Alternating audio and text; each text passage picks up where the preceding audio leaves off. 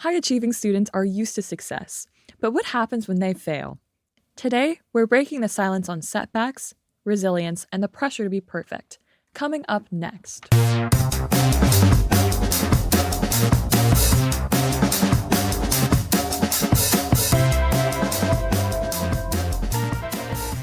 Hey Honors Bowls, welcome to the Honor Roll Podcast, the flagship podcast of the Judy Genshaft Honors College Podcast Network. I am your host, Cayley McCloskey, a third-year psychology student at the University of South Florida and a member of the Honors College.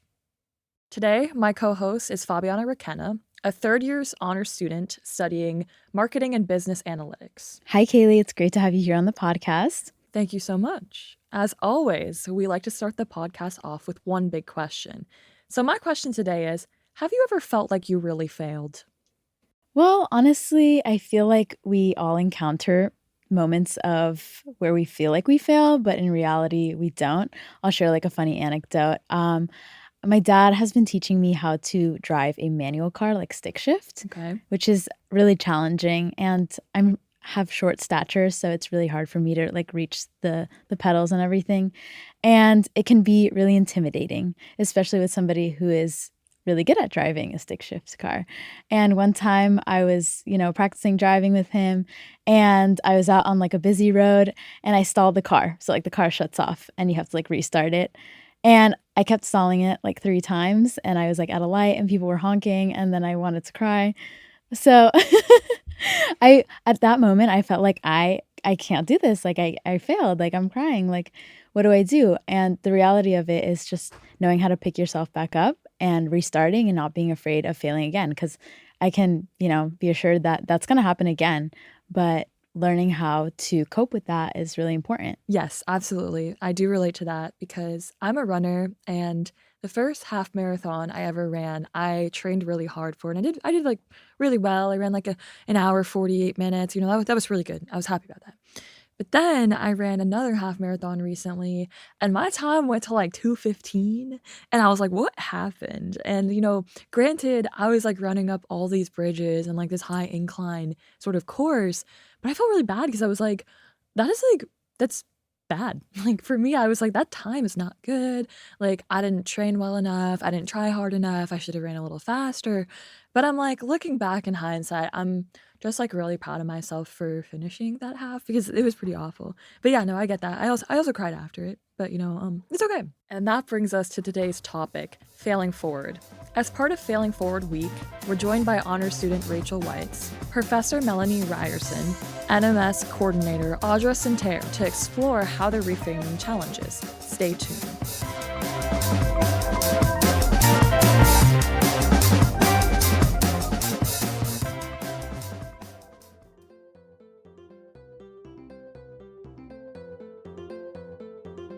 Hi, I'm Lacey Pinnell. I am a 5th-year senior, and I'm an industrial engineering student. Being an honor student to me means you're allowed to be given a space where you can actually actively pursue your interest in a safe environment and also pursue external interests outside of your major. Go Bulls! Thank you so much for joining us today on this podcast. Would you guys each like to take a moment to introduce yourselves? My name is Rachel. I'm an honors student at USF, and I'm a senior microbiome major with a minor in chemistry. And I'm Melanie Ryerson. I'm a licensed mental health counselor. I have the privilege of being an adjunct professor here at USF, and I'm the owner of Gulf Grove Therapy. Hi, I'm Audra Santerre, and I'm the National Merit Scholars Coordinator here in the Judy Genshaft Honors College. All right, it's so nice to have you all here on the podcast, and we are all here as a part of the Failing Forward Week. Audra, could you take a moment to briefly explain what Failing Forward Week is and how it started? Absolutely, yes. This is a passion project. The idea came from last fall when I attended the National Collegiate Honors Council conference in Kansas City, and one of our peer institutions talked about a Failing Forward event, and I don't even remember what exactly they talked about. I just remembered failing forward. And it basically conjured up ideas of this is something we need to do here at the Honors College with our students, because from the conversations I have with students, I see a need for this because this comes up in conversations quite a bit during advising appointments. And it's just something with students putting high expectations on themselves and immense pressure. It's something that I felt was really important for us to do. In addition to that, I guess at minimum, what I really want to achieve this week, if nothing else, is to give students the opportunity to spark personal reflection and authentic conversation around this topic with one another, with faculty, with staff, with advisors, pretty much with anyone, with people outside honors. I don't want this to be limited to honors. I would love for this to be spread across the university because I am clearly very passionate about it. Finally, I really want students to have an opportunity to reframe failure because society hyper-focuses on success. From celebrities to social media, we're only really exposed to stylized, produced, and successful outcomes. We rarely hear the trials and the tribulations that it takes to get, and so failure, I kind of want to reframe that as a necessary part of the journey to success. So it's a bit low-key, but we want it to be impactful nonetheless. So there are a couple informal events, and these are going to be, I believe, for the LLC, but they might be opened up to all of honors. And there are going to be at minimum 4, if not 5, lunches in JPH, and that's going to be with a different faculty member or 2 during those days to talk about failing forward and examples of those, and just dialogue, again, trying to spark that authentic conversation and connection with one another and faculty and staff. Then there's going to be the Failing Forward installation, and that's going to be on the first floor in the atrium. So please observe it, but also we want you to contribute to that as well. That they're going to be small pieces of paper, kind of note card size, where we want you to write, and there's going to be a prompt on it, obviously, so you fill in the blanks with what you want to share. And if you're brave enough to write your name, we encourage you to write your name. Faculty and staff, I encourage you to write your names as well. I will be writing my name on mine, but we want to, again, just encourage students to see, okay, this is how I can reframe it. All these people are reframing it. And so we have that installation. And for extra details, you can check the website and also for the link to provide your Failing Forward story to be featured. For any professors listening, one way that I think you can help your students better handle failure is sharing your own. Because if you're a successful professor, but you tell them like, oh, I didn't get into grad school my first try, like that's really encouraging because you're like, oh, even if I don't get in now, there's still a chance. I had a professor tell me that he dropped out of undergrad like 5 times, and now he's like a world-renowned researcher. So that made me feel a whole lot better about my failures because I was like, okay, it's still possible for me to get to that point. Yeah, absolutely. And you're talking about sort of like reframing failure, right? And like being authentic. So like for each one of you, what do you feel like that looks like in your life? And like, how are you implementing this whole concept of reframing what it means to fail? For me, I think of reframing failure as more so a process of being human and reminding myself that growth is not linear. So oftentimes it looks like you take one step forward and we're climbing the staircase to success. And so my reframe is to learn. We're going to take a couple steps forward and then a couple steps backwards. And that's just the natural way we grow. And so it's not a failure. It's just growing. For me, I think that failing forward kind of reminds me of how you tend to learn more from your failures than you do from your successes. Mm-hmm. Like to this day, I still remember some of the questions that I missed on tests in elementary school. And I will never forget the answers because I missed them. So, yeah. Rachel, why do you think it's important to talk about failure with your peers and just as an honors student in general? I think it's important because a lot of us tend to only show our best self and only talk about our successes. So when you're only ever hearing your peers talk about their success and you're comparing it to your own failures, because obviously you know about your own failures, you can feel like you're falling behind a little bit compared to everybody else. But what you don't know is that they're also struggling in the same ways you are. You're just not seeing it. It's funny because whenever I open up like LinkedIn or something, I look at, my peers and my friends, and you only get to see the highlights, just like you would see like on Instagram. You don't get to see like, oh, I got rejected from this number of internships or I failed at this. So I think that's a really good point, Rachel. Professor Melanie, from a counseling perspective, why do you think it's important for students to have conversations about redefining failure? I think building on what I was saying earlier, we're not learning if we're not making mistakes. We're not taking risk if we're not making mistakes. So oftentimes students end up playing it safe and they miss out on all these great opportunities, especially at a major research university, because they're scared that if they take the step, they're going to fail. And it's just, again, a great opportunity that gets missed. I also wanted to ask, kind of leading off of that, how feelings of failure typically impact students, especially with their academic and personal goals. You can share each of your perspectives, especially as a student. I tend to have, again, this came up because of conversations I've had with students, several students over the past 2 years being specifically in this role in honors. And I just find that there's a lot of encouragement and almost not permission. They don't necessarily need permission from me, but it's reminding students to give themselves permission if something doesn't work out.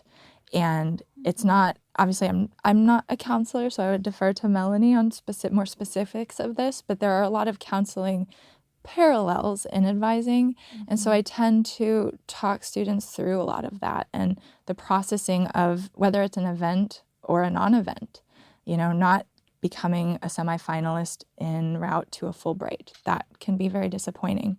But that's part of why I want to do this week, because I want students to really take the opportunity to be disappointed. We're not saying to change those emotions, right? This is something that we all are going to be disappointed, upset, frustrated. You might cry, right? Any version of whatever that looks like for you. But there is light. There's light on the other side. And it's allowing yourself the opportunity to say, okay, I didn't get this, or I made this mistake, but because of that, I can come out of it and there's a new opportunity for me. I think you have a really unique perspective as an advisor, and especially working with students who really excel in what they do. Is there anything that you've seen in your time that has kind of surprised you? Yeah, I think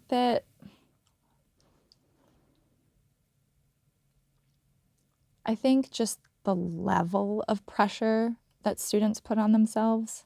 And I was an honor student, not at USF, but I was an honor student back in my day. And I share a lot of similar feelings that I see in our students. And I think that it just is really important because I've lived just a little bit longer and learned from life and my lessons and my mistakes that I don't perceive as mistakes by choice, that you can't know something until you live it.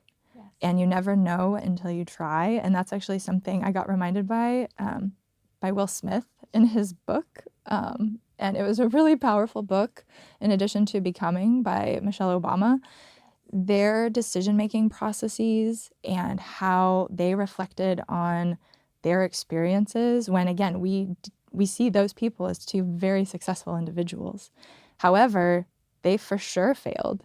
They for sure had their path to figuring out, even Michelle Obama, she realized law school, being a lawyer, was not for her. So I learned a lot from, for example, those two books that I actually do recommend to students in advising appointments. You mentioned how you were surprised by how much pressure students put on themselves. Why do you think we as students do put so much pressure on ourselves? And how do you think we can, start to kind of decrease that external pressures that students feel?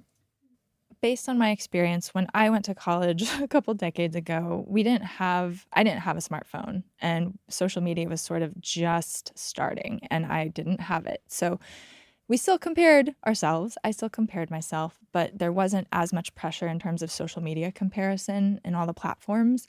So I definitely think that that's ramped up the pressure, in addition to college being more competitive and students feeling the expectation from society, from schools, to increase their activities and lengthen their resumes and be good at everything and have a lot of diverse interests.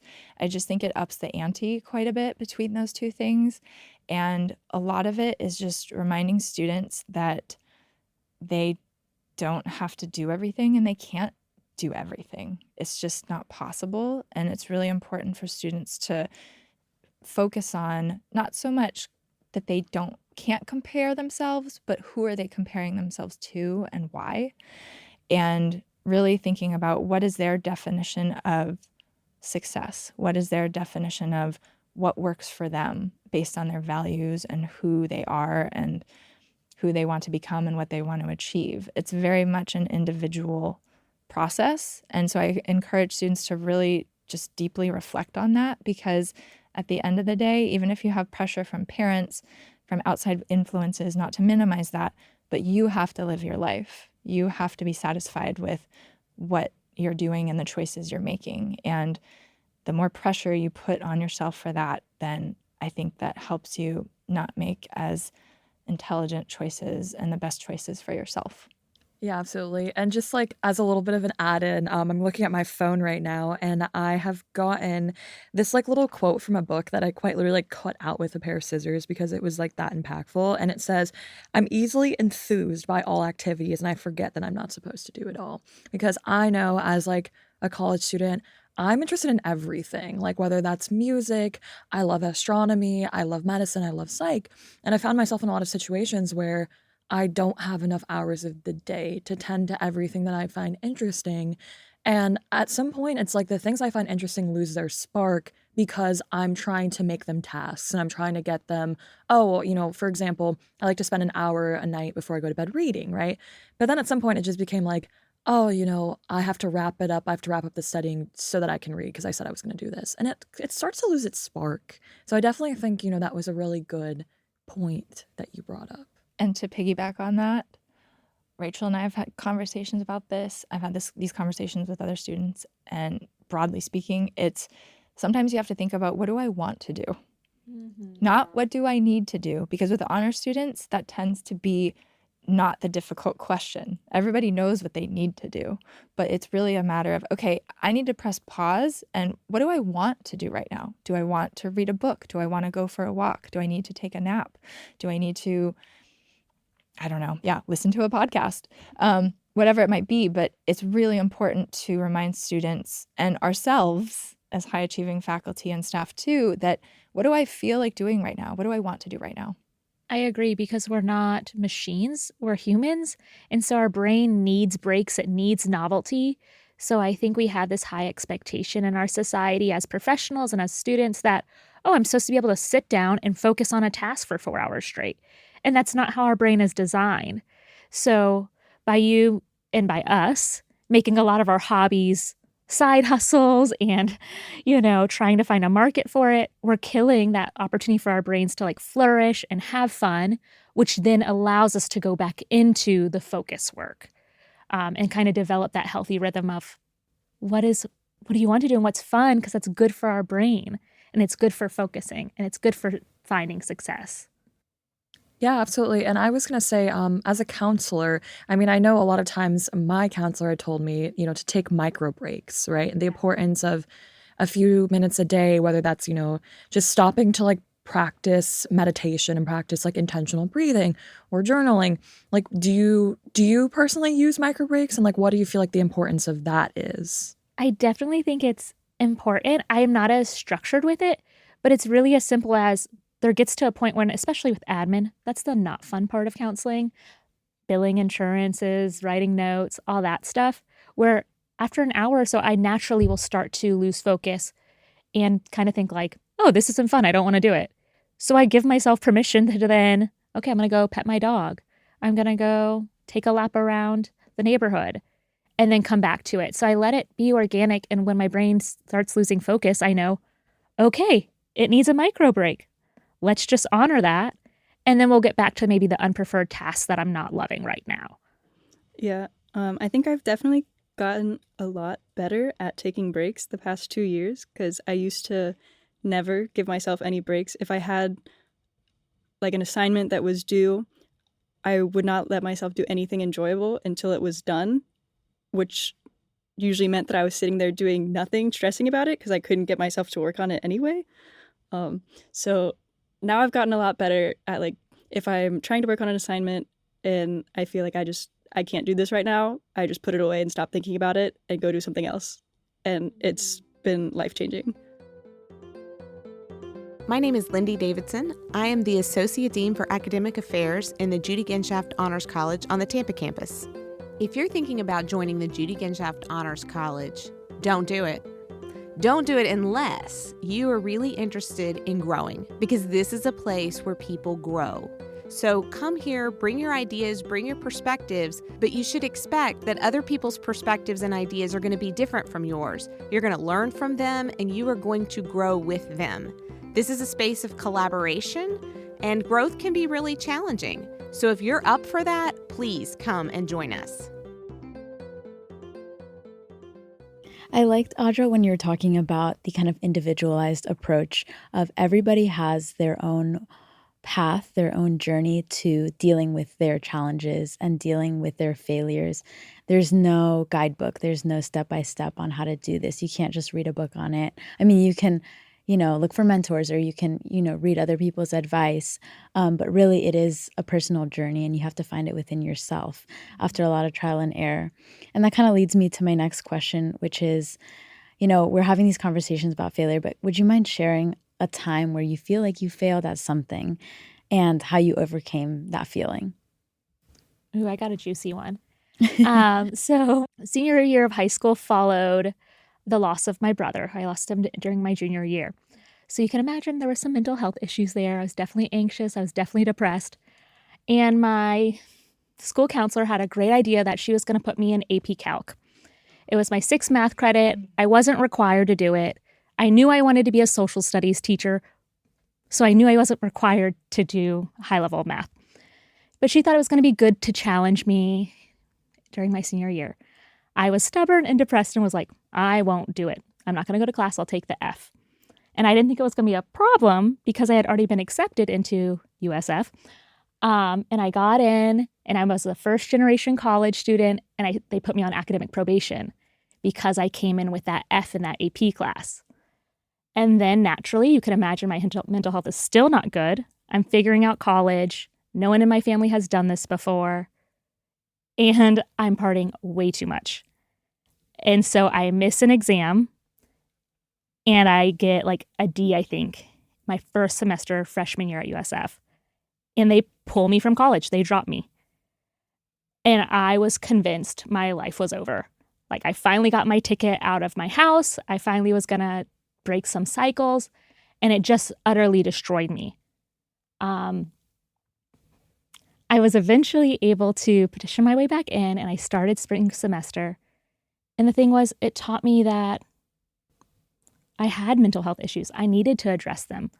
So my spring semester, I stopped partying and got into campus ministries, kind of explored my faith, and started to get that social support I needed and start my healing process of my grief. And that was almost 2 years after my brother died.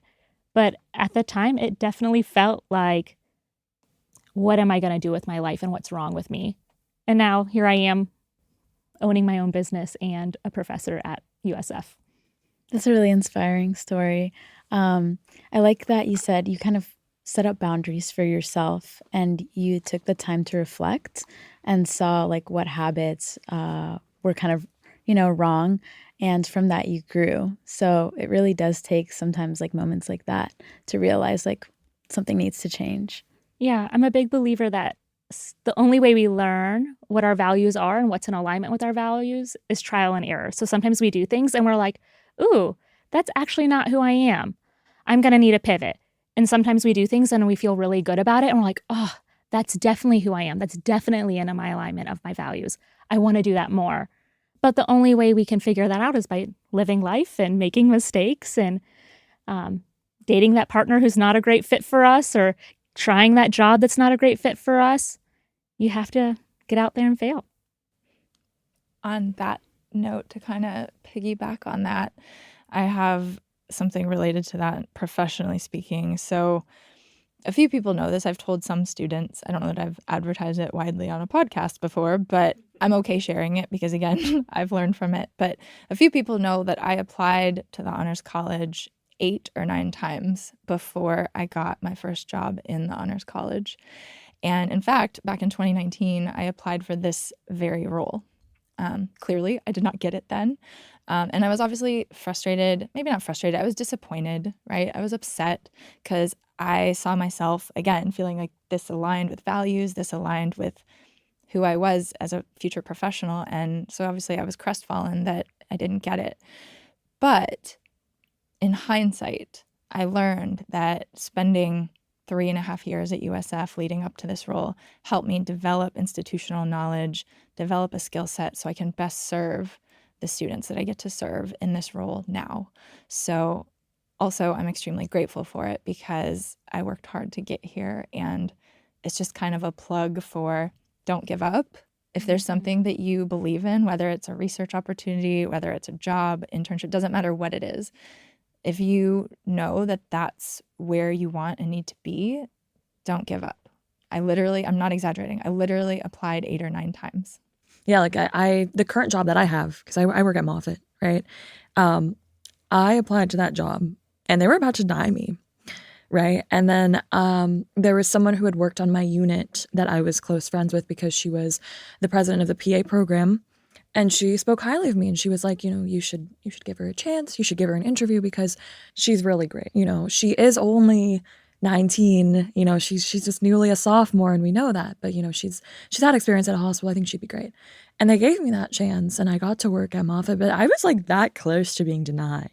And it took you to having the courage to say, yeah, maybe I am too young. Yeah. But I'm still going to put my hat in the race, and I'm still going to put myself out there and potentially be rejected. And that's part of the game of failure is it's good things are going to take a risk, and that's scary. So we're talking, all of this time about failure, but like from all of your perspectives, how have you each learned to cope with these failures? Because I can imagine applying for a job 8 or 9 times, that's gotta destroy your spirit a little bit. So how did you cope with that? No, I love it. No, you're absolutely right. I mean, it was looking back on it, you're like, holy cow, 8 or 9 times. That is a lot. I think that again, when you just kind of have a instinct, gut feeling, right? That internal knowledge of yourself. And you're like, okay, what I'm doing right now isn't the best fit, but you have to start somewhere. And again, you see the value in what you're doing in the moment. And okay, if this isn't quite the best fit, but I can get to a better fit. And that, again, it is part of the process. But while you're in the process, it is very hard and it's very challenging. I mean, there definitely were many days. I'm a crier. It's one of the ways I cope with stress. Yes, snaps. I cry. So there was definitely a lot of crying. There was definitely a lot of venting. There was definitely a lot of I started getting into F45 and doing circuit training. So, finding healthy ways to cope with the stress is really important because, again, partying is not going to make things better. We know this, right? I'm being kind of funny, but not. But it's important to find the ways that you can cope with it, whether, again, you're taking mini breaks, you're taking bigger breaks, but finding ways to say, okay, you know what? I'm in this now, but this isn't forever. And having your eye on that goal, because a goal helps you strive for something and that, okay, I can get through this and I'm going to try something else and see if that's a better fit for me.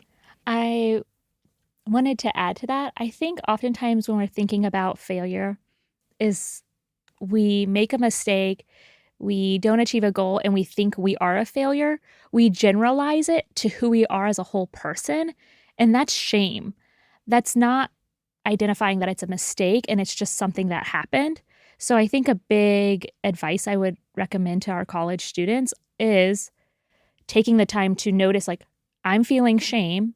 This mistake or this failure, I'm assuming makes me a failure. And what that does is it ends up leading to feelings of anxiety, depression. And that's when we go to our numbing behaviors of overworking, partying, binge eating, not eating enough, all of those problematic behaviors because it's being fueled by this shame.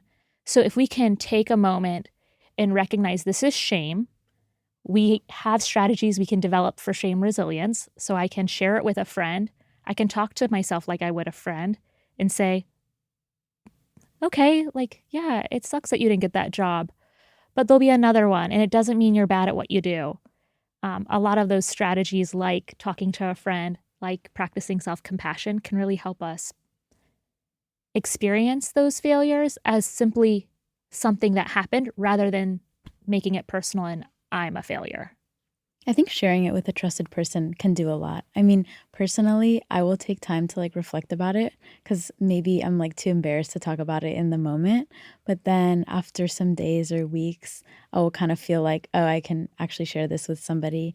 And it can really help because you'll be surprised like how many people relate to like what you're feeling. And it's even more empowering when somebody else shares those same things. I agree. I always think of it as like, I call it the shame monster, and it's like hides inside of us and it feels so big and we're so scared to say it. And then we finally say that thing and it's like, boop.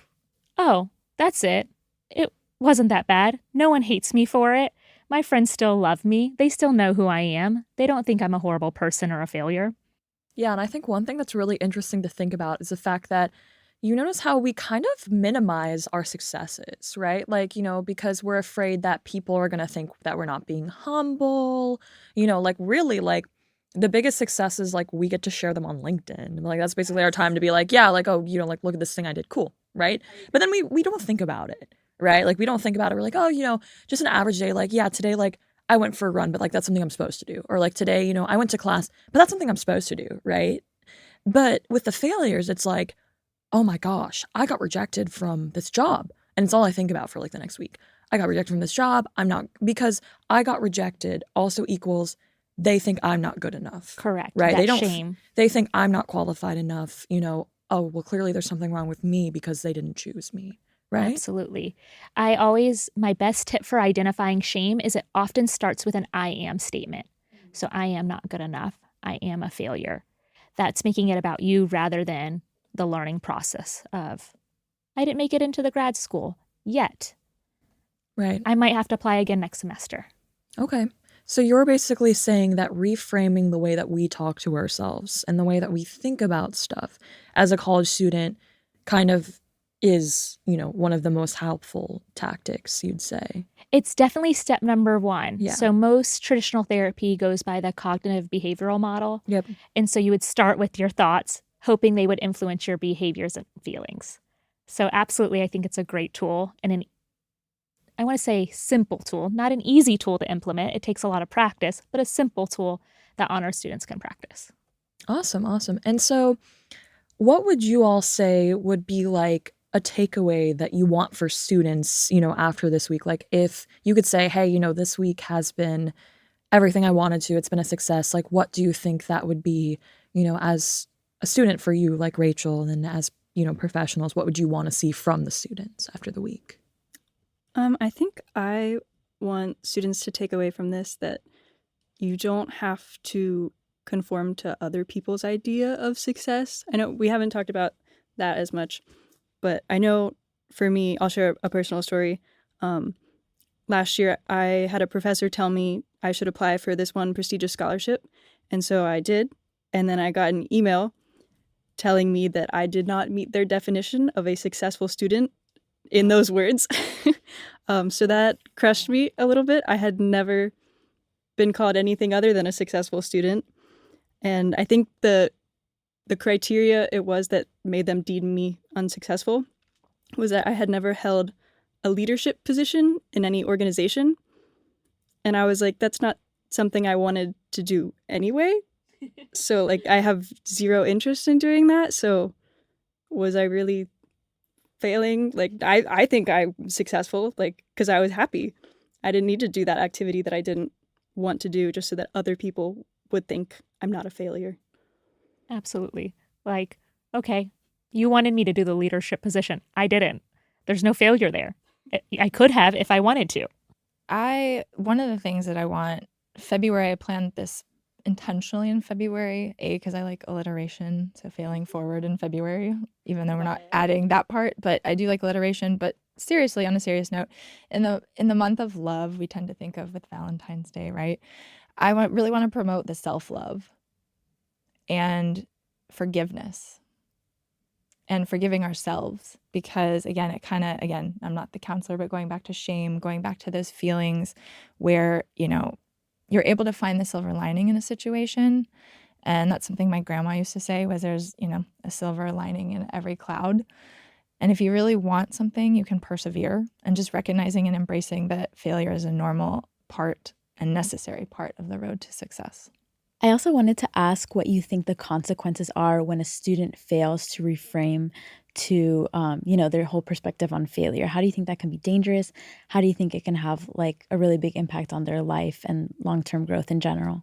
I can speak to it. I have someone very close to me in my life that is around my age that really struggles with shame and struggles with feeling like a failure. And so, 20 plus years post-college, I can see the effects of it in day-to-day life and how this person lives their life and chooses to not take risks and just fundamentally feels at their baseline that they're not successful. And again, that's kind of heavy and kind of pretty serious, but I tend to think of the longer term effects, because college is a microcosm of life. There are some things that are very similar. There are some things that are different than life after college. But at the end of the day, the habits that you develop, whether it's the cognitive habits, the behavioral habits, all of the habits, and how you talk to yourself and how you problem solve when you're stressed out and trying to reach goals, that impacts you after college too.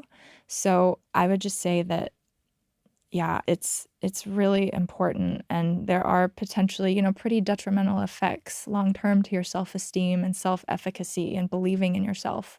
And I want every person to believe in themselves.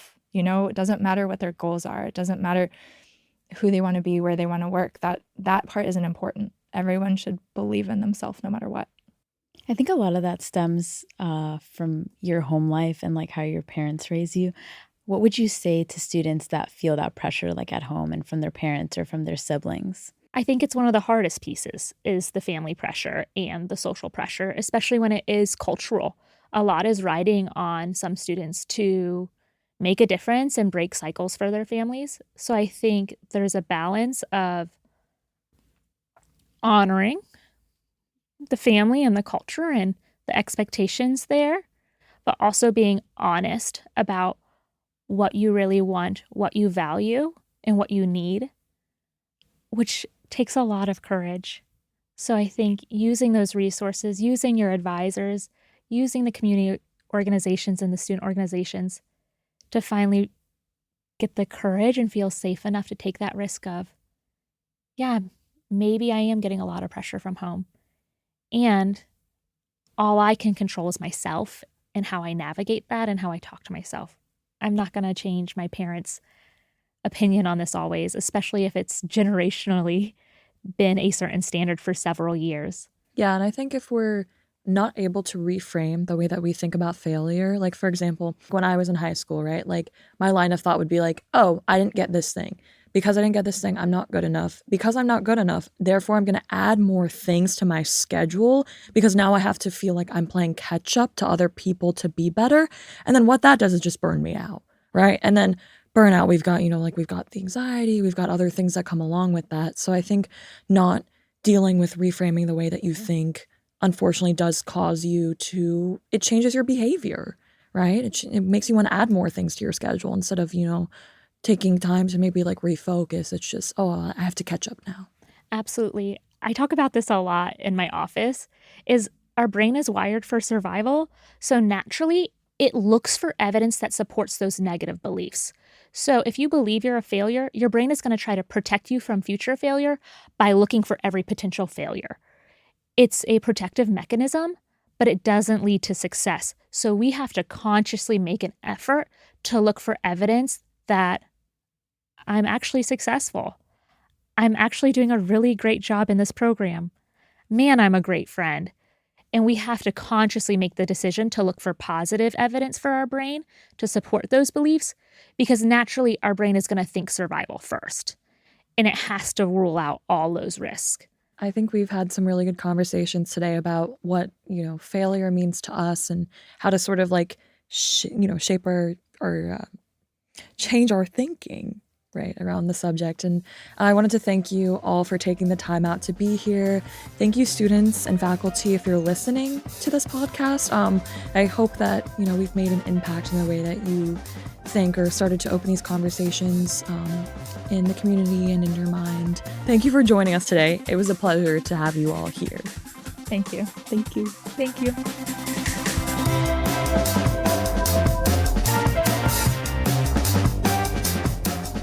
All right, we are back in the studio. What do you think about the podcast today, Cayley? I thought we had some really great conversations. Honestly, like I learned a lot from the people that we had in this space, and I don't know, like I thought it was beautiful conversation and we got really vulnerable. Yeah. So that did make my day. I like that we were able to, share personal anecdotes, and it really helps when reflecting. I think that having conversations like this is really the first step in reframing failures like we've been talking about. Yeah, absolutely. I'm going to go home and journal about this, for real. Just as a reminder and a little bit of a wrap up, if you believe that anyone could benefit from, the mission of Failing Forward, do send them this link for the podcast and do remind them that we are going to be having a Failing Forward week. Come out to our events and participate in the atrium and also go out to the lunches. And with that said, you can learn more at the website usf.edu/honors for any upcoming events.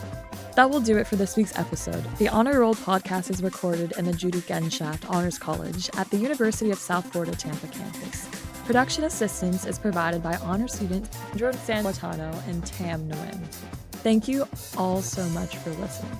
Please do not forget to rate and review our podcast. We appreciate your feedback.